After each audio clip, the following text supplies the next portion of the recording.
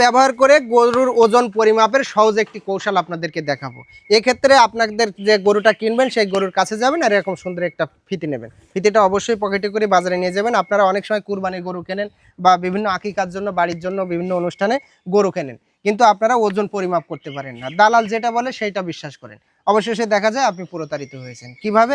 দালাল বললো যে 8 কেজি মাংস আছে, দালাল বললো যে 8 মণ মাংস আছে, কিন্তু দেখা গেল সেখানে হলো 6 মণ। অর্থাৎ আপনি অনেক কিন্তু ঠকে যান। যদি আপনার আজকের এই ফিতা কৌশলটা যদি আপনার জানা থাকে, তাহলে আপনি আর কখনো ঠকবেন না। সেটা আপনি কিভাবে পরিমাপ করবেন? প্রথমে আপনাকে নিতে হবে এই গরুর বেড়। বেড় বলতে আপনারা কোনটাকে বোঝেন? বেড় বলতে ঠিক এই পার একেবারে গা বরাবর, এটাকে বলে বেড়।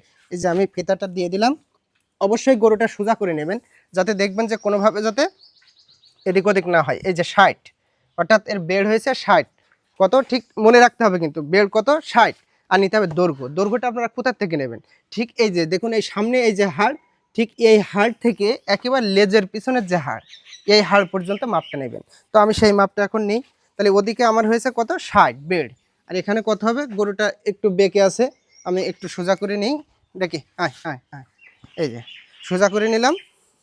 এই সামনের হাড় থেকে একেবারে এই পর্যন্ত, এই যে এই দেখুন, এই যে 47।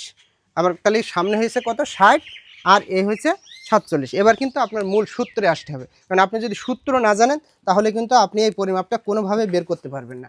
তো এরকম একটা খাতা কলম অথবা ক্যালকুলেটর আপনাকে ধরতে হবে। এই সূত্রটা কি? অবশ্যই মনোযোগ দিয়ে দেখবেন যে সূত্রটা কি। এখানে সূত্রটা হচ্ছে বেড় গুণ বেড় গুণ দৈর্ঘ্য। সূত্রটা অবশ্যই খেয়াল করবেন, বেড় গুণ দৈর্ঘ্য বাই 660। ভাবছেন যে এই 660 কোথা থেকে আসলো? এটা হচ্ছে সূত্রের, বিভিন্ন সূত্র অ্যাপ্লাই করে না, সেই সূত্রের কিন্তু কোনো এদিক ওদিক থাকে না, যেটা থাকে সেটাই আমাদের করতে হয়। তো এখানে কিন্তু আমরা সেটা অ্যাপ্লাই করছি। এখানে এবার আমাদের সেই বেড় কত হয়েছিল মনে আছে? 60। এই যে 60 গুণ 60 গুণ দৈর্ঘ্য কত হয়েছিল? 47। এই 47 বাই কত? 660। এবার আসুন আমাদের ক্যালকুলেটর ধরতে হবে। ক্যালকুলেটর সবার স্মার্টফোন আছে, আপনারা স্মার্টফোন ব্যবহার করেন, যে কারণে কারোর কোনো সমস্যা আশা করি হবে না। এখানে স্মার্টফোন দিয়ে যখন তখন আপনি কিন্তু অ্যাপ্লাই করতে পারবেন। তাহলে আমাদের নিতে হবে 60 গুণ 60, সিধে কেটে দেন, সিধে কেটে দেন। 60 গুণ 60 গুণ 47, মোট কত হলো? 169। আমি এখানে একটু লিখে আপনারা খেয়াল করবেন, 169 200 বাই 660।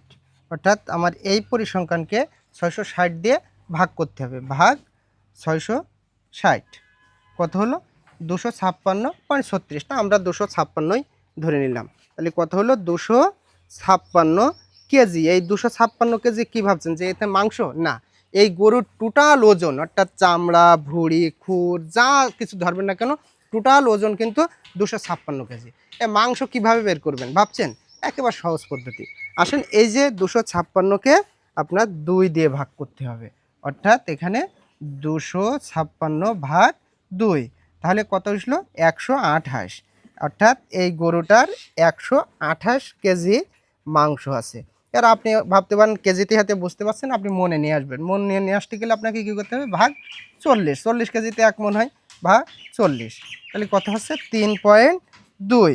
এখানে 3 মণ, আবার এর 2-এর সাথে আবার 4 গুণ হয়, 4 দুগুণে 8, অর্থাৎ এর 3 মণ 8 কেজি, 8 কেজি মাংস আছে এই গরুটার গায়ে। অর্থাৎ শুধু যে এই গাভী গরু এইটা কোনো বিষয় না, আপনি যে কোনো গরু, ছোট বড় অনেক বড়, যে কোনো গরু কিন্তু আপনি এই পদ্ধতিতে ওজন পরিমাপ করতে পারবেন। এই পদ্ধতি অ্যাপ্লাই করলে বাজার থেকে দালাল দ্বারা আপনারা আর প্রতারিত হবেন না।